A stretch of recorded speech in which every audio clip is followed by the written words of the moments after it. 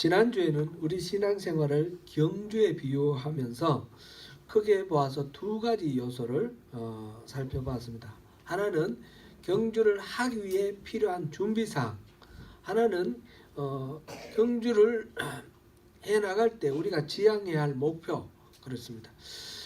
이 필요한 준비사항은 곧 모든 세상적인 욕심이나 아니면 우리 내면에 있는 죄의 본성들, 이런 것들을 다 벗어버리자 하는 것이었습니다. 그 다음에 또 인내로 끝까지 경주하자 그랬고요. 우리가 바라봐야 할 목표는 무엇이었습니까? 예수님이었습니다. 예수님의 믿음이 바로 우리 믿음의 그 목표가 된다는 것이죠. 예수님을 믿음의 주요 온전하게 하시는 이인 예수를 바라보자. 예수님의 그 믿음이 바로 우리의 믿음을 시작하게 만드시고 끝까지 이르도록 만드시는 그런 근본적인 원동력이 되신다라는 것을 우리가 살펴보았습니다.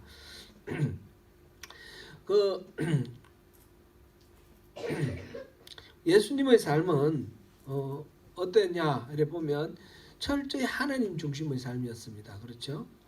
하나님의 그 자원으로, 자기의 힘이 자기의 자원이 아니라 하나님의 자원으로, 그리고 하나님의 목적을 위해서 또 하나님의 방법대로 그렇게 이루어지는 삶이었다라는 것을 우리가 보았습니다.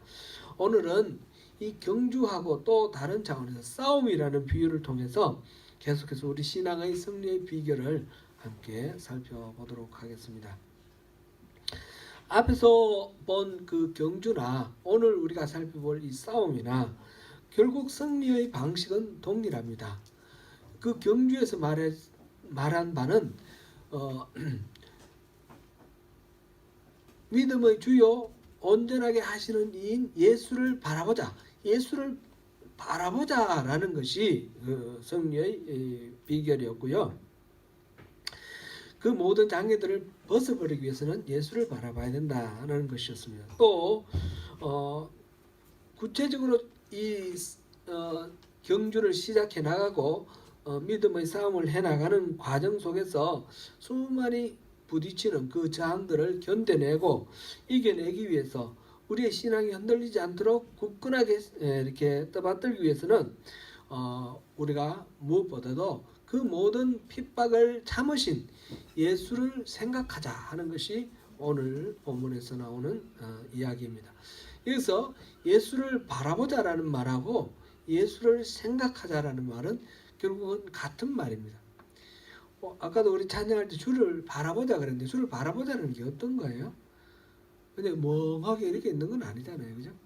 주를 바라보자라는 것은 모든 상황, 모든 그 시츄에이션에서 우리가 주님을 생각하면서 주님의 관점으로 바라보고 주님의 그 기준으로 판단하는 그런 것을 우리가 주를 바라본다 이렇게 표현합니다. 그러니까 예수를 바라보자라는 말하고 주를 생각하라는 말은 결국 같은 것을 의미하는 것이다 이렇게 볼 수 있겠습니다. 예수를 바라보는 것이나 생각하는 것이나 우리 주님 예수님의 삶과 죽음을 연구하고 깊이 묵상하며 매일의 삶에 그것을 적용하는 것입니다. 이 말은 성경을 깊이 연구하여 예수에 대한 지식을 쌓는 것, 그것만을 말하는 것은 아닙니다. 예수님에 대한 지식을 모르고 성경을 모르고는 신앙생활을 할 수가 없죠. 성경을 아는 것은 기본적이죠. 이재철 목사님 설교를 이렇게 듣다 가니까 이런 대목이 있었습니다. 티벳의 그 수도가 라사라는 데인데 라사를 가니까 티벳은 불교 나라죠. 거기에 수많은 순례자들이 그 삼보일배 오체투지를 해서 거기 있는 그 절 사원으로 이렇게 오고 있더라는 것입니다. 그 삼보일배 오체투지 이런 거 아시죠? 우리 학생들은 그런 말 좀 한자말 이렇게 하면 좀 못 알아들 수도 있는데 삼보일배라는 것은 삼보 세 걸음 갈 때마다 1배 한 번씩 절한다 이런 뜻이에요. 그런 거 보셨어요? 이렇게 막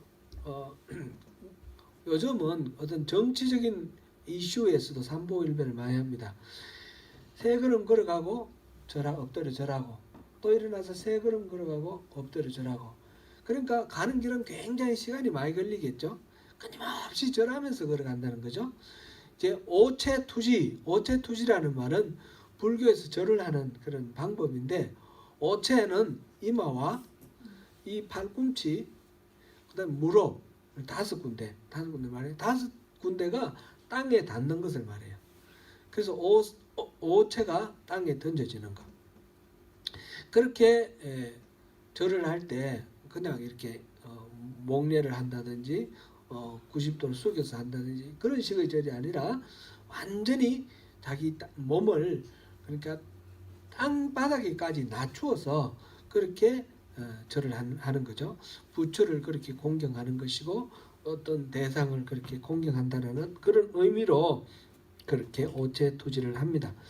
사실 오체투지의 정신은 기독교에서 우리가 예수를 따라가려면 자기를 부인하고 자기 십자가를 지고 주님을 따라야 된다라는 말하고 같은 정신을 의미하고 있습니다. 철저히 자기를 부인하고 완전히 땅에 납작 엎드린다 그런 뜻이죠. 그래서 이제 요즘 보면 절에 가서 이렇게 막 이렇게 템플 스테이 이런 거 많이 하지 않습니까? 그 믿지 않는 사람들, 불교도들 이렇게 많이 템플 스테이를 많이 하는데, 템플 스테이 하면 아마 그런 거 훈련할 겁니다. 뭐 이렇게 공양한다라는 거 밥 먹는 건데, 밥 먹으면서 제가 그 대학교 다닐 때까지 불교 학생이었다고 그랬지 않습니까? 그래서 그거를 경험을 해봐서 하는데, 이 밥을 먹으면 밥을 하나라도 남기지 않는 거예요. 하나라도 남기면 이걸 버리면 악귀라는 그런 게 있어서 그게 목구멍이 작아서 이거 먹다가 죽는데요.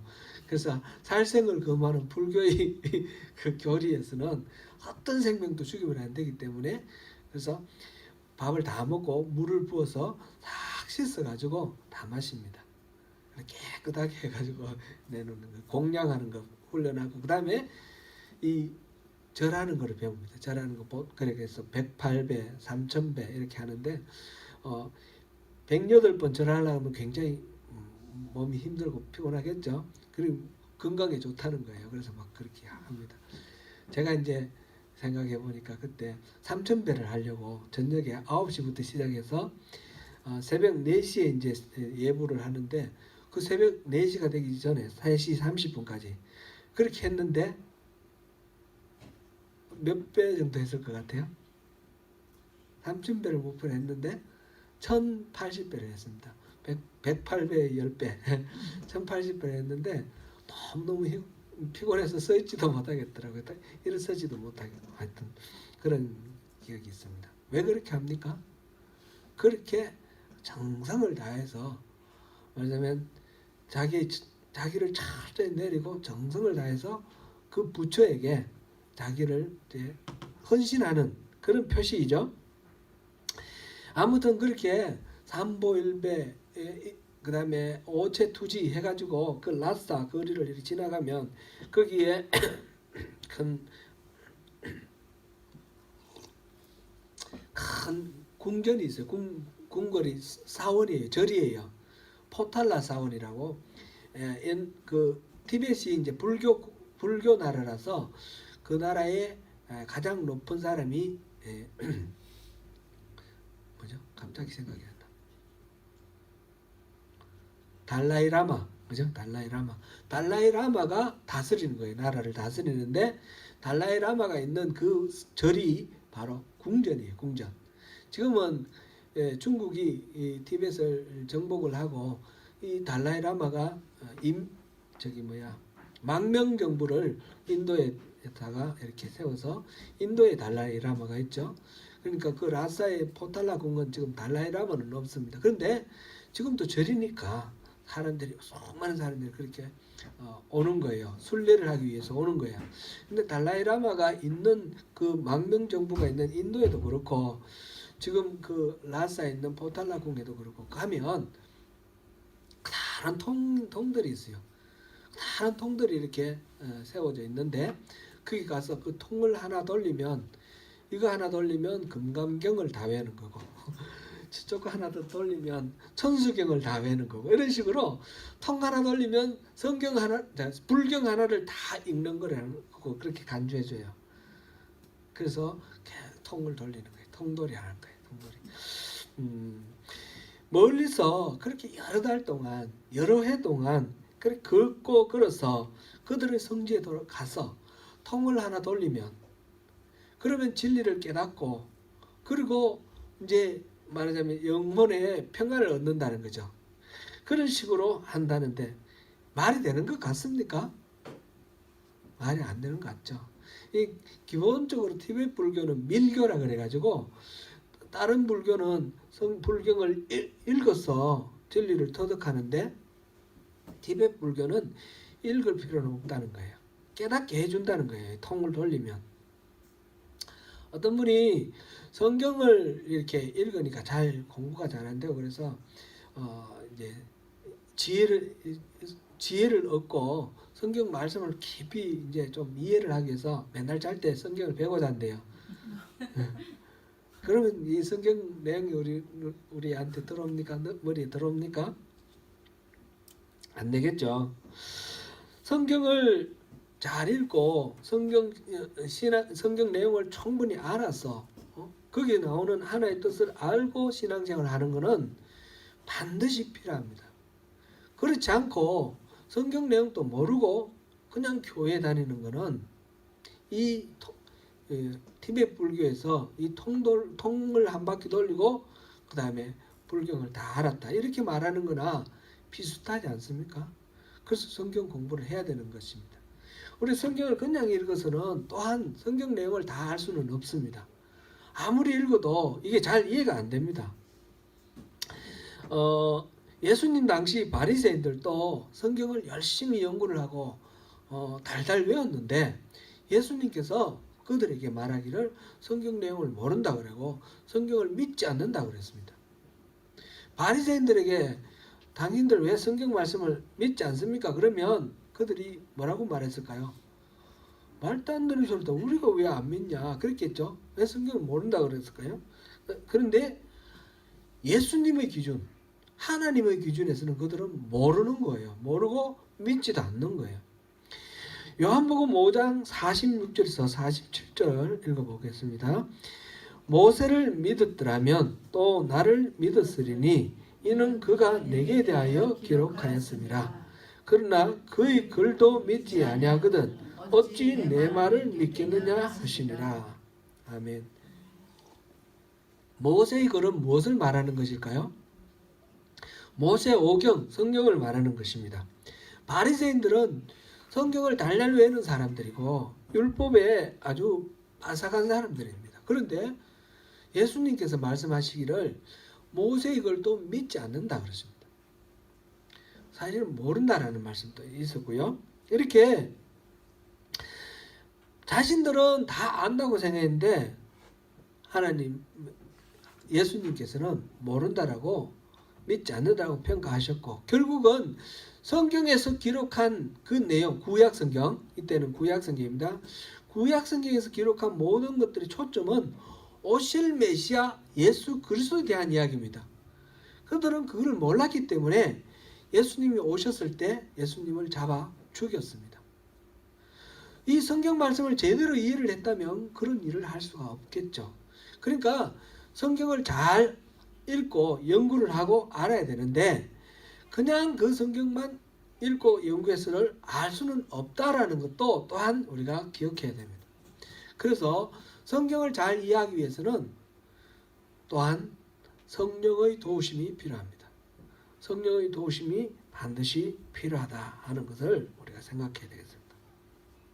그래서 성경에 기록된 예수님의 행적과 말씀에 대해 알기 위해서는 성령의 도우심이 반드시 필요합니다. 예수님을 3년이나 같이 따라다니면서 배우던 제자들도 예수님이 하시는 말씀을 알아듣지 못했습니다. 그래서 성경을 혼자 읽는 것 반드시 중요합니다. 그런데 이 성경이 가지고 있는 의미를 또 전체적으로 또 잘 정리를 해서 배우는 성경 공부 시간도 굉장히 중요합니다. 성경 공부도 많이 해야 되고요. 그리고 이 모든 때에 성령의 도우심을 받아야 됩니다. 성령의 도우심을 받아가지고 그 성경에 담겨있는 하나님의 그 의도하시는 메시지, 하나님의 메시지는 겉으로 드러나는 문자에 다 있는 게 아니에요. 예를 들면 그 예레미야 시대 보면 특별히 그런 게 많이 나옵니다. 내가 제사를 원하지 않는다라고 말씀하셔요. 제사는 하나님이 모세를 통해서 제정해 주신 그런 의식입니다. 그런데 그거를 원하지 않는다는 말씀 듣고 원하지 않는구나 이렇게 생각하면 안 되는 거죠. 마음이 실려 있지 않는 진정한 예배가 아닌 그런 건성으로 드리는 제사는 원하지 않는 것이죠. 그 제사보다 하나님을 순종하는 것을 더 원하시는 거죠. 그런 사례들은 앞으로 우리가 또 여러 번 찾아보겠습니다. 그런 사례들은 많습니다. 문자 그대로 읽으면 안 되는 겁니다. 문자 속에 담겨있는 메시지를 우리가 캐치를 해내야 됩니다. 그래서 그 성경의 이해를 위해서 성령님의 도우심이 필요한데 에베소 교회에 보낸 바울의 편지에서도 그것을 위해서 기도하는 장면이 나옵니다. 에베소서 1장 17절입니다. 우리 주 예수 그리스도의 하나님 영광의 아버지께서 지혜와 계시의 영을 너에게 주사 하나님을 알게 하시고 그렇게 하기를 기도합니다. 이런 뜻이에요. 그래서 지혜와 계시의 영, 이 성령님입니다. 성령님을 보내주셔서 그 성경을 통해서 하나님을 깊이 알 수 있도록 그렇게 해주십시오 라고 기도하고 있는 것입니다. 성경을 바르게 이해하게 되면 우리의 삶이 달라집니다. 무엇이 중요한지 무엇이 중요하지 않은지 그것을 분별할 수 있게 됩니다. 바울도 그것을 깨달은 후에 이렇게 고백했습니다. 빌립보서 3장 8절입니다. 또한 모든 것을 해로 여김은 내 주 그리스도 예수를 아는 지식이 가장 고상하기 때문이라. 내가 그를 위하여 모든 것을 잃어버리고 배설물로 여김은 그리스도를 얻고 그 다음에 잡힌 바 된다. 그렇게 말했습니다. 이어서 9절에 나오는 이야기. 여기서 모든 것을 잃어버리고 배설물로 여긴다 그랬습니다. 여기에 모든 것이라는 것은 바울 사도에 있어서 그 혈통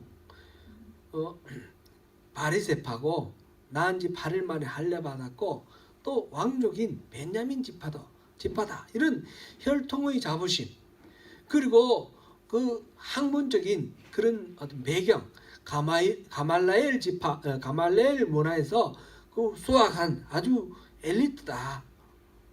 뭐 하버드 대학 출신이다 이런 식이죠. 그런 거를 다 아무것도 아니라고 그럽니다. 그리고 또 심지어는 종교적인 열심조차도 다 헛된 것으로 여겼습니다. 배설물로 여겼다. 아주 고상하게 말을 했지만 그냥 똥이다 이 말입니다. 내가 그동안에 소중하게 여겼던 거 다 쓰레기다. 다 그런 거 아무것도 아니다. 진짜 중요한 것을 내가 알았는데 그거는 예수님을 아는 것이다. 예수님을 아는 지식에 비하면 다른 건 다 쓸모없는 거다. 이렇게 고백을 하고 있습니다. 신앙은 경주인 동시에 또한 싸움입니다. 우리를 끝까지 자기 손아귀에 넣어두려고 하는 이 사탄은 이 하나님 우리를 다시 구원하셔서 회복하셔서 하나님 백성으로 삼고자 하시는 이 하나님과 계속해서 싸웁니다. 그런데 그 싸움이라는 것이 바깥에서 일어나는 것일 수도 있지만 우리 안에서 일어납니다. 하나님이 우리를 이렇게 다스리실 때 강제적으로 억지로 끌고 가시는 게 아니라 우리가 하나님 말씀을 듣고 마음에 우러나오는 그런 순종을 할 수 있도록 우리에게 끊임없이 설득하시고 기회를 주시고 또 설득하시고 이렇게 하십니다. 사탄도 우리를 끊임없이 속이는 그런 방법이죠. 끊임없이 우리를 속이고 미혹하면서 설득을 합니다. 그것이 우리 안에서 일어나고 있는 싸움입니다. 여기서 사탄 말 들으면 우리는 타락하고 망하는 것이고, 우리 안에서 끊임없이 우리를 설득하시는 하나님의 말씀 들으면 우리는 승리하는 것입니다. 이 싸움이 우리가 일생토록 신앙생활을 하면서 해나가야 할 그런 싸움인 것입니다. 사단이 우리를 이 싸움에서 우리를 넘어뜨리기 위해서 쓰는 그 전략 중에 가장 보편적인 전략, 그것은 우리를 지치고 낙심하게 만드는 것입니다. 어떤 어려움을 계속해서 이렇게 당하게 하고, 그래서 우리가 지치고 그냥 손을 놔버리게 만드는 그런 것이 사탄의 전략입니다. 특별히 역경을 당할 때 그렇게 되겠죠. 우리가 지난번에 우리 아메리칸 컵 할 때 우리 그런 거 봤습니다. 바람이 부는 것이 살아갈 때 우리 앞에서 불어오는 역풍이라 할지라도 바람이 부는 것이 우리에게는 유익하다는 거죠. 그 아메리칸 컵 바람 안 부르니까 그 대회 자체를 못 하잖아요. 중단이 됐습니다. 몇 번이나 중단됐는데 바람이 불어야 되는 것이죠. 연 날리는 거 한번 생각해 보시면 좋겠습니다. 저는 어릴 때 시골에서 자라가지고 연 날리는 게 2월달, 3월달, 정월 대보름부터 연 날리기 시작하면 2월달 이럴 때 많이 날리는데 바람이 불어야지 연이 납니다. 바람 안 불면 연을 날릴 수가 없죠. 그래서 바람이 반드시 불어야 됩니다. 바람을 받아서 힘차게 날아오는 이 연이나 또 바람을 받아서 무리를 그렇게 날렵하게 나르듯이 그렇게 무리를 지나가는 그 요트나 다 바람이 있어서 그렇게 움직인다는 것을 봅니다. 그런데 중요한 거는 연을 날리는데 튼튼한 실이 있어야지 연이 날죠. 떠오르죠. 실이 끊어지면 어떻게 됩니까? 그냥 떨어지게 되죠. 그래서 우리가 튼튼한 실을 가지고 그 다음에 실패를 가지고 단단히 붙들고 있는 것, 이것이 중요합니다. 우리를 실망하게 하고 포기하게 만들기 위해서 악한 사단은 끊임없이 우리를 공격하는데, 거기서 승리하기 위해서는 우리는 이 실을 붙들고 있어야 됩니다. 오늘 본문 3절을 다시 한번 읽어보겠습니다.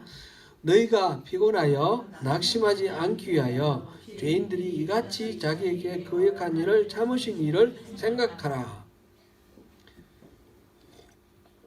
사단은 끊임없이 우리를 지쳐서 낙심하게 만드는데, 여기서 이기기 위해서는 예수를 생각하라 하는 것입니다.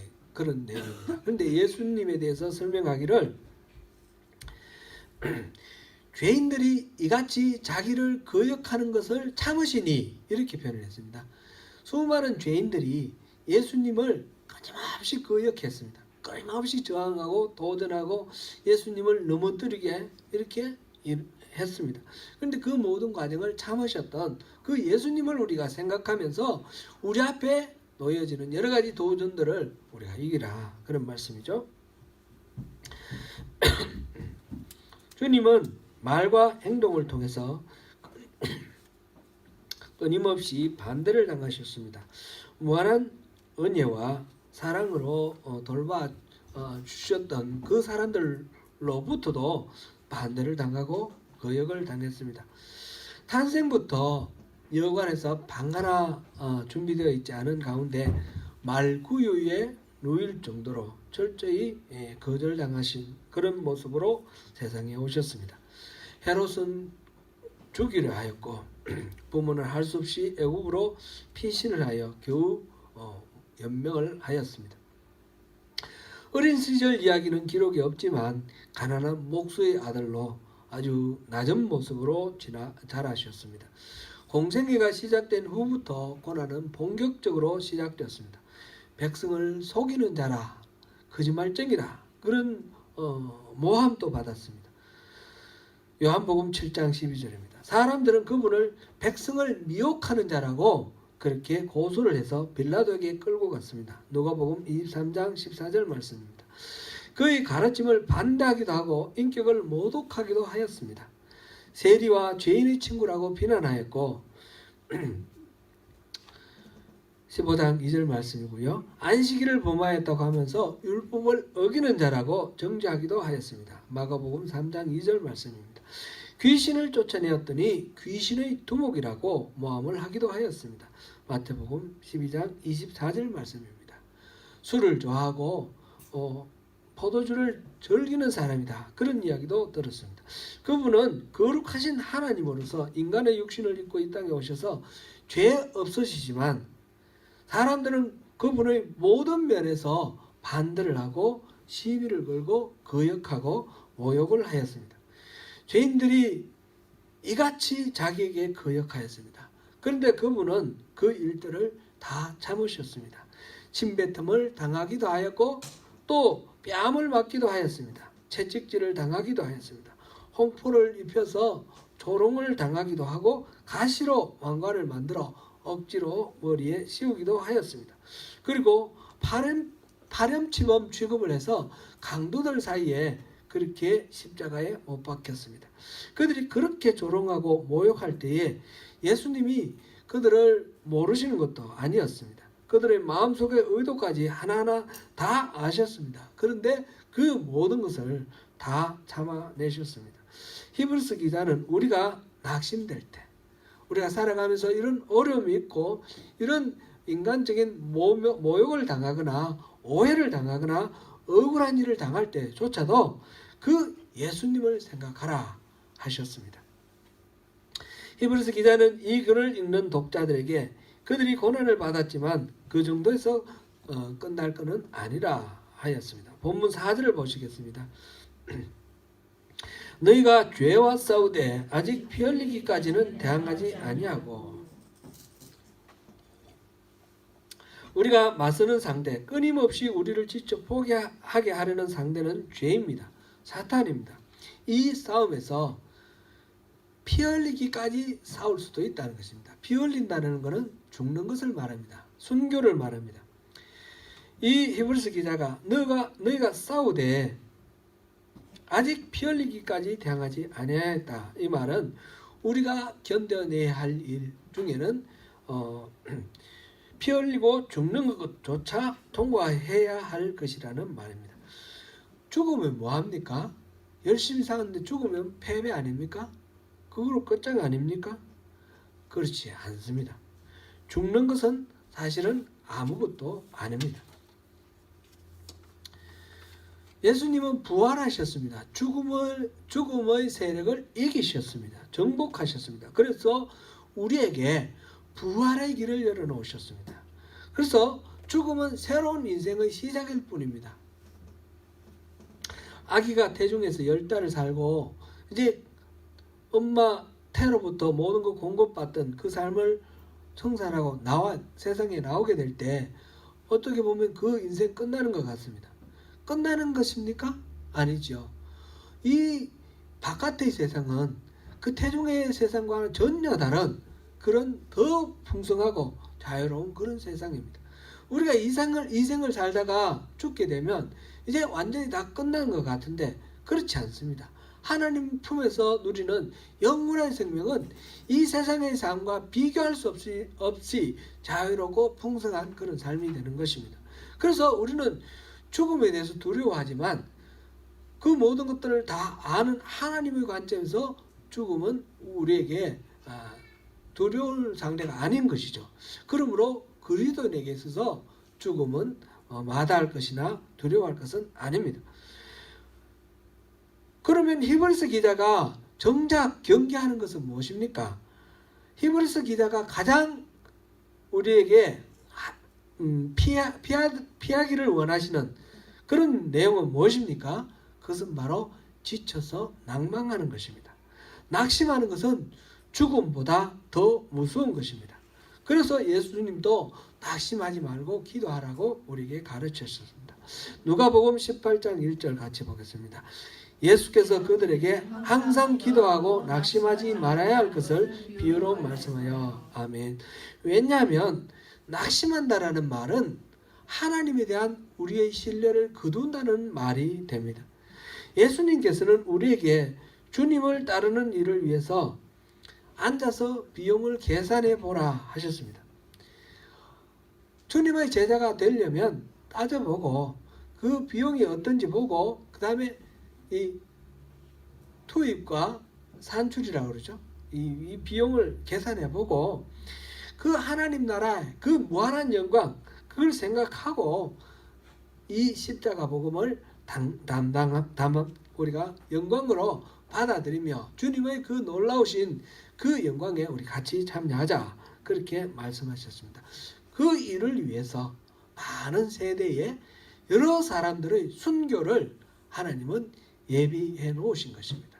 우리에게 그것도 허락하시는 것입니다. 우리는 지난주부터 오늘까지 2주간 히브리서 12장 1절부터 4절까지를 봤습니다.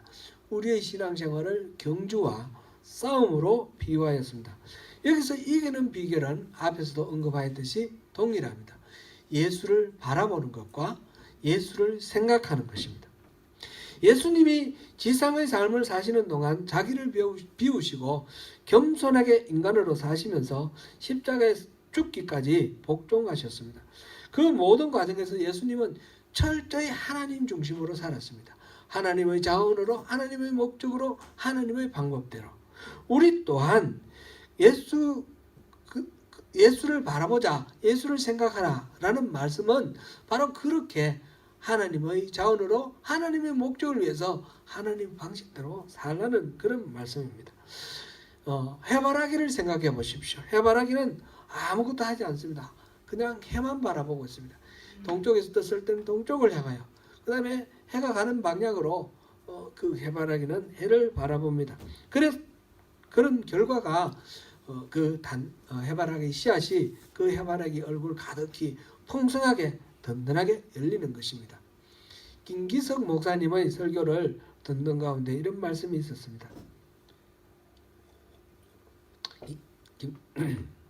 이재철 목사님 설교나 김기석 목사님 설교는 여러분들도 들어보시면 좋겠습니다. 어떤 분이 평일 저녁 교회 예배당에 와서 가만히 앉아있는 모습을 보았습니다. 한참 동안 그렇게 가만히 앉아있다가 이제 돌아갔습니다. 나중에 물어봤습니다. 무엇을 하셨습니까? 그랬더니 기도했습니다. 그냥 가만히 허공을 바라보고 계시던데요. 그랬더니 하나님을 바라보고 있었습니다. 그래서 다시 물어봤습니다. 하나님을 바라보고 보시니까 하나님은 어떻게 하셨어요? 그랬더니 하나님도 저를 바라보셨습니다. 기도가 그런 것이라 하는 생각이 듭니다. 기도는 우리가 일반적으로 생각하는 것처럼 우리가 원하는 것을 강력하게 요구를 해가지고 우리가 신을 불러내서 그 신이 우리의 목적을 이루도록 하는 것, 이렇게 하는 것은 기도가 아니라는 거죠. 그건 미신이라고 하죠.